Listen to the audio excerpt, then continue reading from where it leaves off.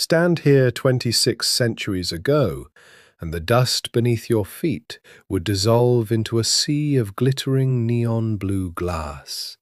You would not be looking at mud and ruins, but at the undisputed center of the human universe.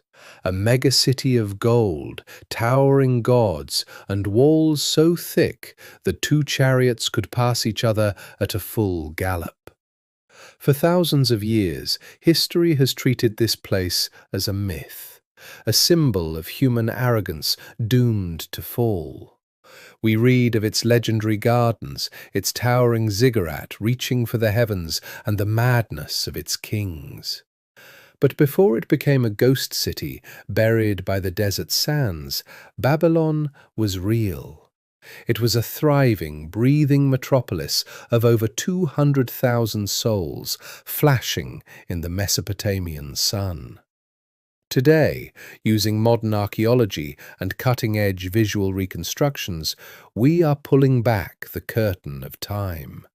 We are stepping through the gates. This is what it was actually like to walk the streets of Babylon at the absolute height of its terrifying, magnificent glory. To enter Babylon is to realize how small you are. As you approach from the dust-choked plains of Mesopotamia, the horizon shatters into a brilliant, unnatural shade of azure.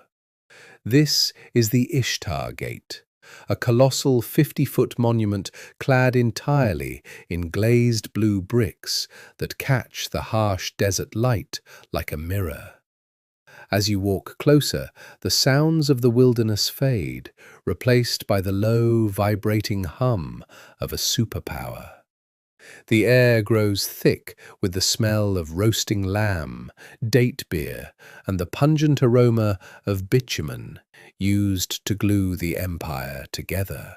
Guarding the entrance are hundreds of raised reliefs, golden bulls and fierce dragons, their jaws agape, staring down at every merchant, slave, and foreign ambassador. You are walking down the Processional Way, a grand highway paved with fine limestone and red-veined marble. Beneath your sandals, the stone is polished smooth by the feet of millions. The walls flanking you are intimidatingly high, designed not just to defend, but to psychologically crush anyone who dares enter without the king's blessing. You realize instantly that this is not just a city. It is a statement of absolute cosmic dominance. Passing through the inner gates, the sheer scale of the metropolis opens up. Babylon is a sensory overload. The streets are a labyrinth of mud-brick homes, whitewashed to deflect the blistering heat, packed so closely together they seem to lean against one another. The crowd is a mosaic of the ancient world. You push past bearded Babylonian nobles draped in heavy, fringed wool robes, their hair intricately curled and scented with imported oils. Beside them are captured Judean laborers, Greek mercenaries looking for work, and Egyptian traders haggling over the price of papyrus. The noise is deafening. Criers shout the latest decrees of King Nebuchadnezzar II, donkeys bray under the weight of grain sacks, and blacksmiths hammer out bronze weaponry in open-air stalls. If you look down the narrow alleys, you see the reality of daily life.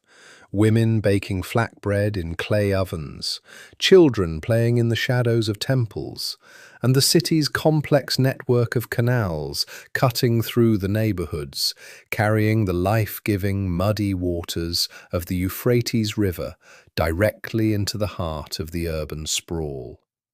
As you move toward the sacred precinct, the sun is suddenly blocked out by a shadow that stretches across the entire city. You look up, and there it is, the Etemenanki. This is the Great Ziggurat, a massive 7-tiered mountain of brick rising 300 feet into the sky. To the ancients, this was the literal axis mundi, the point where heaven and earth locked together. Priests, clad in linen, ascend the grand staircases, carrying offerings of wine and gold to the summit, where a shrine of deep blue glazed brick sits, reserved only for Marduk, the patron god of Babylon. But just a short walk from the shadow of the tower, the air dramatically changes. The oppressive desert heat softens into a cool, misty breeze. You smell jasmine, cedar, and damp earth. You are standing before the ultimate mystery of antiquity, the Hanging Gardens. Looming over the stone terraces are vaulted galleries overflowing with exotic flora, weeping willows, and fully grown fruit trees that seem to suspend in mid-air. You can hear the ingenious hydraulic chain pumps rattling in the background, drawing thousands of gallons of water up from the Euphrates to feed this artificial mountain of green. It is a paradise constructed in a wasteland, a monument of love built by a king to cure his Median queen of her homesickness for the mountains. It feels impossible, a mirage of green defying the brown desert. By sunset, the city changes. The blue bricks of the Ishtar Gate turn a deep bruised purple against the orange sky.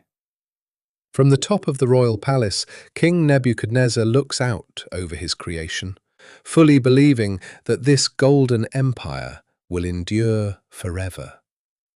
He was wrong. Within a few generations, the gates would be breached, the Persian armies would march in without a fight, and the grand canals would slowly choke with silt. The gardens withered, the great ziggurat crumbled into a hill of debris, and the brilliant blue bricks were stolen by locals to build simple homes. The greatest city on earth simply vanished into the dust. But history never truly disappears. Every time we dream of building something grander than ourselves, the ghost of Babylon stirs beneath the sand, reminding us of what humanity can achieve when it dares to touch the sky. If you want to keep exploring the lost worlds of our past, make sure to hit that subscribe button.